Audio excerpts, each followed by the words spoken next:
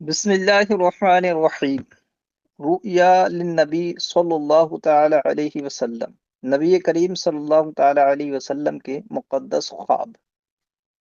رؤیا یہ رؤیتن کی جمع ہے نا۔ یہاں سے مصنف علیہ رحمہ نبی کریم صلی اللہ تعالی علیہ وسلم کی خواب کو سرکار کتنی اہمیت دیتے تھے اس سلسلے میں ایک روایت یہاں پیش کر رہے ہیں، اور اس میں نبی اکرم صلی اللہ علیہ وسلم کے ایک عظیم خواب کا ذکر ہے۔ فرماتے ہیں ان سمرۃ بن جندب قال کان النبی صلی اللہ علیہ وسلم اذا صلی صلاۃ اقبل علینا بوجہہ۔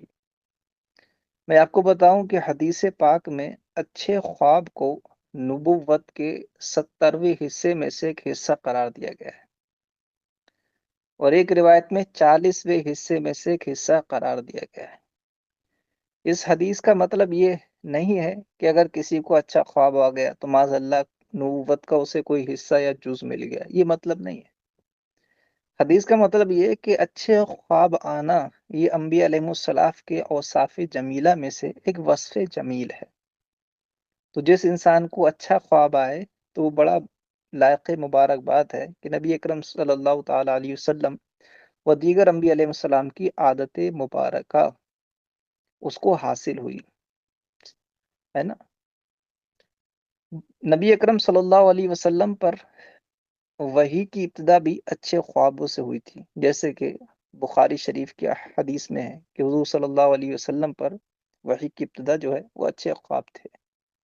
اچھے خواب سرکار صلی اللہ علیہ وسلم کو آتے تھے، اور جن کی تعبیر اگلے دن یا اس سے اگلے دن روز روشن کی طرح سامنے آ جاتی تھی۔ اسلام میں خوابوں کی بڑی اہمیت ہے۔ ہمارے بزرگ فرماتے ہیں کہ جب کوئی انسان اچھا خواب دیکھے تو اس کو کسی سے نہ بتائے، ہاں جو لوگ اس کے مخلص ہوں، خیر خواہ ہوں، بزرگ ہوں، ان سے ظاہر کرے تاکہ وہ اس کی اچھی تعبیر پیش کر سکیں اور اس کے لیے دعائیں برکت کر سکیں۔ برا خواب دیکھے تو بھی کسی کو نہ بتائے، ہاں اگر ڈر ہو، خوف ہو تو اپنے ذمہ داران کو بتائے تاکہ وہ اس کا کوئی تعبیر میں کوئی اگر چیز ہے تو اس کو بتا کر اس کا حل نکال سکیں، ہے نا۔ تو خوابوں کو عموماً چھپانا چاہیے، بالخصوص اچھے خوابوں کو۔ کئی بار اچھے خواب انسان زیادہ دیکھتا ہے تو لوگ اس سے حسد کرنے لگتے ہیں، اس کے حاسد بن جاتے ہیں، اس کے بدخواہ ہو جاتے ہیں، سوچتے ہیں کہ اس کو کوئی نعمت نہ مل جائے کہیں۔ نبی اکرم صلی اللہ علیہ وسلم پوری امت کے سب سے بڑے خیر خواہ ہیں، اس لیے سرکار صلی اللہ علیہ وسلم قصداً پوچھتے تھے کہ اپنے خواب مجھے بتاؤ، تاکہ سرکار ان کے لیے دعا کریں اور ان کو ان خوابوں کی برکت نصیب ہو۔ حضور صلی اللہ علیہ وسلم کے خواب بھی چونکہ انبیاء علیہ السلام کے خواب بھی وحی ہوتے ہیں، صرف نبی کی شان ہے کہ ان کے خواب وحی ہوتے ہیں، باقی کسی ولی کسی صحابی کا کوئی خواب ایسی دلیل بھی نہیں ہے جس سے ہمیں قطعی یقین حاصل ہو جائے، بلکہ وہ محض ظن کے درجے میں ہے، لیکن انبیاء کے خواب وحی ہوتے ہیں۔ حضرت اسماعیل علیہ نبینا علیہ الصلوۃ والتسلیم کی قربانی کا جو حکم تھا حضرت ابراہیم علیہ السلام کو، وہ خواب میں ہی ہوا تھا، ہے نا، خواب میں ہوا تھا۔ قال یا بنی انی رأیت فی المنام انی اذبحک، کہا اے میرے بیٹے میں نے خواب میں دیکھا ہے میں تجھے ذبح کر رہا ہوں، فانظر ماذا تری، تو بتاؤ تمہاری کیا رائے ہے۔ قرآن نے اس کو ایک خوابی واقعہ ذکر کیا ہے، اور اس کا قربانی کا حکم بالکل حتمی تھا۔ تو کیا معلوم ہوا کہ انبیاء کے خواب بھی وحی ہوتے ہیں۔ تو سرکار صلی اللہ علیہ وسلم کے خواب چونکہ وحی ہیں اور وحی کی تبلیغ کا حکم ہوتا ہے لوگوں کو پہنچائیں، اس لیے سرکار صلی اللہ علیہ وسلم اپنے خواب بھی صحابہ کو بتاتے تھے، تاکہ ان میں جو احکام ہیں یا ترغیبات ہیں یا ترغیبات ہیں یا کسی عمل کی فضیلت سرکار کو خواب میں دکھائی گئی، یا کسی جگہ کا معائنہ کرایا گیا، یا جنت دوزخ کی سیر کرائی گئی، وہ سب سرکار صلی اللہ علیہ وسلم نے بیان فرمائے تاکہ ان سے کچھ احکام نکلے، کچھ چیزوں کی ترغیب ملے، اور کچھ چیزوں کو سن کر انسان ڈرے۔ ٹھیک ہے، تو یہاں سرکار صلی اللہ علیہ وسلم نے صحابہ سے خواب پوچھے بھی اور اپنا خواب بتایا بھی۔ ان سمرۃ بن جندب قال کان النبی صلی اللہ علیہ وسلم اذا صلی صلاۃ اقبل علینا بوجہہ۔ حضرت سمورہ ابن جندب رضی اللہ تعالیٰ عنہ سے مروی ہے، انہوں نے کہا کہ نبی کریم صلی اللہ تعالیٰ علیہ وسلم جب ہم کو نماز پڑھا دیتے، یہ فجر کی نماز ہوتی تھی عموماً، تو ہم پر اپنے چہرے کے ساتھ متوجہ ہوتے، یعنی سرکار ہماری طرف رخ کر کے فرماتے، فقال من رأى منکم اللیلۃ رؤیا، تو حضور فرماتے تم میں سے کسی نے رات خواب دیکھے ہیں؟ لیلۃ المرات رویہ جمع ہے رؤیتن کی، تم میں سے کسی نے رات میں خواب دیکھے ہیں؟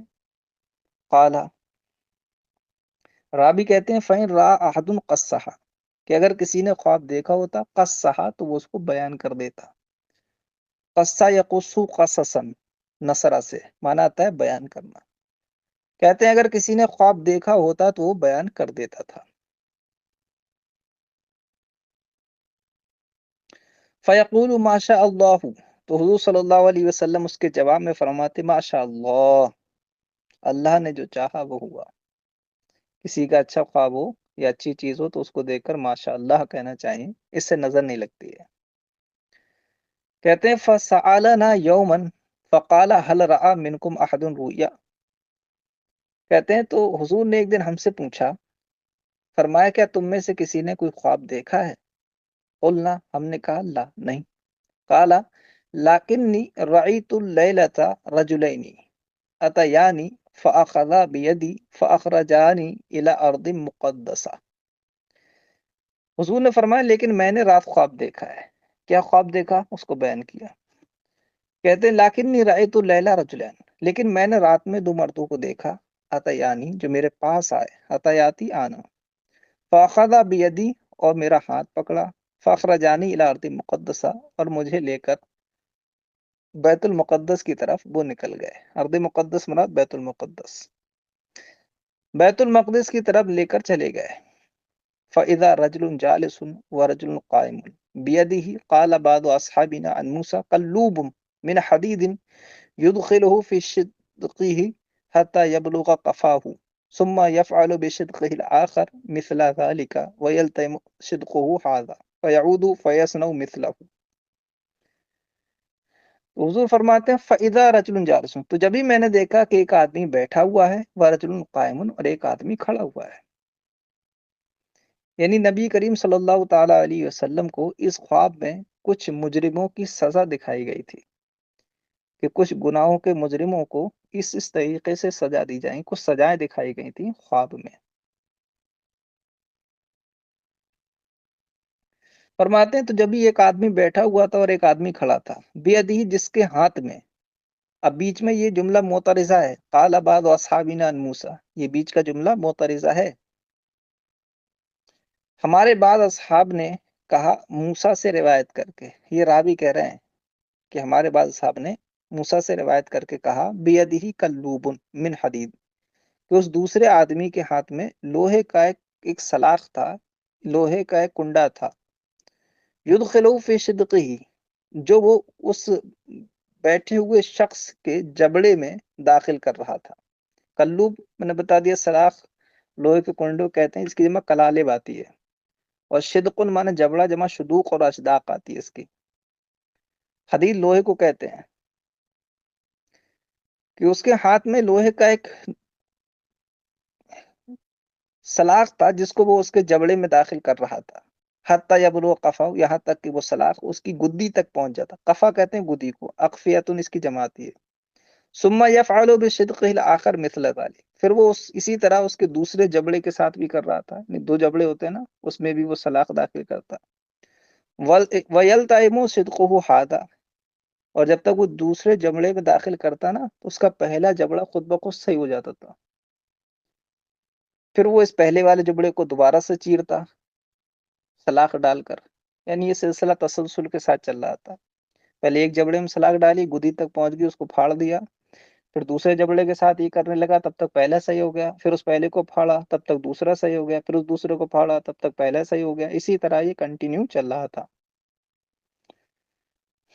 ثم يفعل بشدقه الاخر مثل ذلك، پھر اسی طرح اس دوسرے جبڑے کے ساتھ وہ کر رہا تھا۔ وَيَلْتَئِمُ صِدْقُهُ هَذَا، اور اس وقت تک اس کا پہلا جبڑا درست ہو جاتا ہے. التئم یلتئم مانے بھر جانا، صحیح ہو جانا، جڑ جانا. پہلے جبڑا اس کا جڑ جاتا تھا.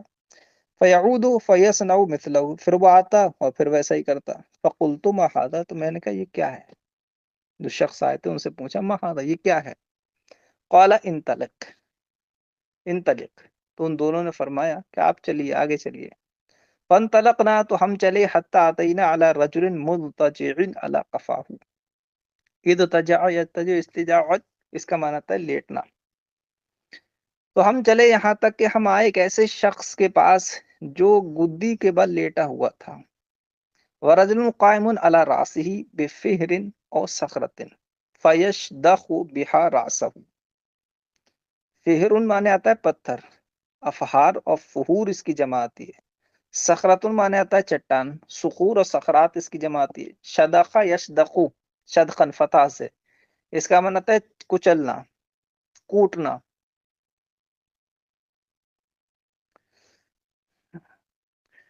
ہم چلے یہاں تک کہ میں ایسے شخص کے پاس آیا جو اپنی گدی کے بل لیٹا ہوا تھا اور اس کے سر پر ایک آدمی کھڑا تھا بفہرن، پتھر لے کر، اور صخرت چھوٹی سی چٹان لے کر. فیشدخ بها راسہ، جس سے وہ اس کے سر کو کچل رہا تھا. فاذا ضربه تدحدح تدحدح الحجر فانطلق الیہ لیاخذه فلا یرجع الى هذا حتى يلتئم راسه حتى يلتئم راسه وعاد راسه كما هو فعاد الیہ فضربه. تو یہاں بھی یہی حال تھا. جو وہ چٹان یا پتھر تھا اس سے اس کا سر کچلتا. جب پتھر پڑتا تو اس کا بالکل سر پھٹ جاتا، پتھر لڑک کر دوسری جگہ گرتا. پھر وہ اٹھا کر لاتا آدمی، تب تک اس کا سر صحیح ہو جاتا. پھر مارتا، پھر کچل جاتا، پتھر دوسری جگہ لڑک کر گرتا. اس کو اٹھا کر لاتا ہے، تب تک سر ٹھیک ہو جاتا. پھر اس کو مارتا، پھر پتھر دور جا گرتا. اس کے ساتھ بھی کنٹینیو ایسا ہی چل رہا تھا مسلسل. اللہ اکبر. تدحدح اس باب تصر والا سے، جس کا معنی تھا لڑکنا. باقی الفاظ کا معنی ظاہر ہے. فیصدق بها راسہ، جس سے وہ اس کے سر کو کچل رہا تھا. فاذا ضربه تدحدح الحجر، تو جب وہ اس کے مارتا پتھر تو پتھر دور لڑک جاتا.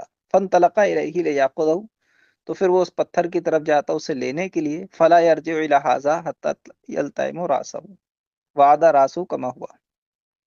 تو وہ اس کے پاس لوٹ کر نہیں آتا تھا یہاں تک کہ اس کا سر ٹھیک ہو جاتا اور اس کا سر لوٹ آتا اسی حالت پر جس حالت پر وہ تھا. فعاد الیہ فضربہ، پھر وہ واپس آتا اور اس کو مارتا. قلت من ھذا، میں نے کہا یہ کیا ہے، یہ کون ہے. من ھذا، یہ کون ہے. قال انطلق، ان دونوں نے کہا آگے چلیے. فانطلقنا الی نقب مثل التنور، مثل التنور اعلاه ضيق واسفله واسع تتوقد تحته نار فاذا اقترب ارتفعوا حتى كادوا يخرجون فاذا خمدت رجعوا فيها وفيها رجال ونساء عراة. کہتے ہیں کہ ہم چلے یہاں تک کہ تنور کے پاس آئے، ایک سوراخ کے پاس آئے جو تنور کی طرح تھا. یعنی اوپر کا حصہ تنگ اور نیچے کا اس کا حصہ وسیع تھا. اس کے نیچے آگ جل رہی تھی اور اس میں تھا کیا، اس میں کچھ برہنہ مرد اور عورت تھے ننگے. جب اس تنور کے نیچے سے آگ بھڑکتی اوپر کی طرف تو یہ ان کی لپٹوں کے ساتھ اوپر اٹھ کے آ جاتے، تنور کے اوپر ہی کنارے تک آ جاتے. اور اتنے اوپر آ جاتے لگتا تھا کہ اس تنور سے نکل پڑیں گے وہ. لیکن جیسے ہی وہ آگ کی لپٹ اندر جاتی تو پھر دوبارہ اندر چلے جاتے، ہے نا. پھر وہ اٹھتی، پھر اوپر آ جاتے، پھر وہ نیچے جاتی، نیچے چلے جاتی. اسی طرح ان کے ساتھ ہی کنٹینیو چل رہا تھا. فانطلقنا الی نقب مثل التنور، تنور کی جمع تنانیر آتی ہے. ضیق معنی تنگ، ٹھیک ہے. ارتفاع ارتفع، ارتفاع مانے بلند ہونا. اقترب اقترب، اقتراب مانے قریب آنا، ٹھیک ہے. اور آرن کی جمع ہے جس کا معنی تھا برہنہ، ننگے. پھر ہم چلے یہاں تک کہ ایک سوراخ کے پاس وہ پہنچے جو تنور کی طرح تھا، جس کا اوپری حصہ تنگ اور نچلا حصہ کشادہ تھا. تتوقد تحتہ نار، جس کے نیچے آگ بھڑک رہی تھی. فاذا اقترب، تو جب آگ قریب آتی، ارتفعوا، تو وہ لوگ اوپر آ جاتے. حتی کادوا یخرجون، یہاں تک کہ لگتا کہ نکل پڑیں گے. فاذا خمدت رجعوا فیہا، اور جب آگ بجھتی نیچے جاتی تو پھر اس میں واپس لوٹ جاتے. بفیہا رجال و نساء و راتن، اور اس میں کچھ برہنہ مرد اور عورت تھے. فقلت ما ھذا، تو میں نے کہا یہ کیا ہے. قالا انطلق، تو ان دونوں نے کہا چلیے آگے.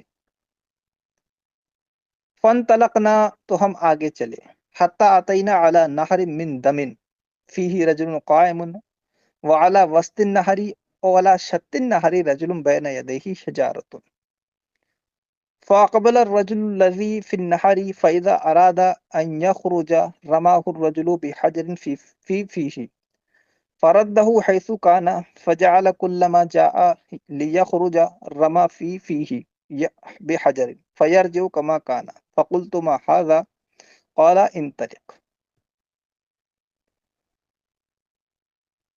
نہر کا معنی جانتے ہیں آپ، نہر کو کہتے ہیں، جمع نہار آتی اس کی. دمن معنی آتا ہے خون، دماغن اس کی جمع آتی ہے. وسط کا معنی بیچ میں آتا ہے، بیچ، وسط. اور شتن کہتے ہیں کنارے کو، شتاتن اس کی جمع آتی ہے. اور رما یرمی، رمیتن اس کا معنی آتا ہے مارنا. حجر پتھر کو کہتے ہیں، جمع حجار آتی ہے اس کی. باقی الفاظ کا معنی ظاہر ہے بالکل. فانطلقنا، تو ہم چلے. حتی اتینا علی نہر من دم، یہاں تک کہ ہم خون کی ایک نہر کے پاس آئے. فیہ رجل قائم، جس میں ایک شخص کھڑا ہوا ہے. اولا وسط النہر اولا شط النہر رجل، اور نہر کے بیچ میں یا ایک کنارے پہ ایک دوسرا مرد ہے. بین یدیہ حجارۃ، جس کے سامنے ایک پتھر ہے. فاقبل الرجل الذی فی النہر اذا اراد ان یخرج، تو وہ مرد جو نہر کے اندر ہے، جیسے ہی وہ متوجہ ہوتا ہے اور نکلنے کا ارادہ کرتا ہے، تو رماہ الرجل بحجر فی فیہ، تو وہ دوسرا آدمی پتھر سے اس کے منہ پر مارتا ہے. فردہ حیث کانا، تو پتھر اس کو اسی جگہ بھیج دیتا ہے جس جگہ وہ تھا، یعنی بیچ نہر میں پہنچا دیتا ہے.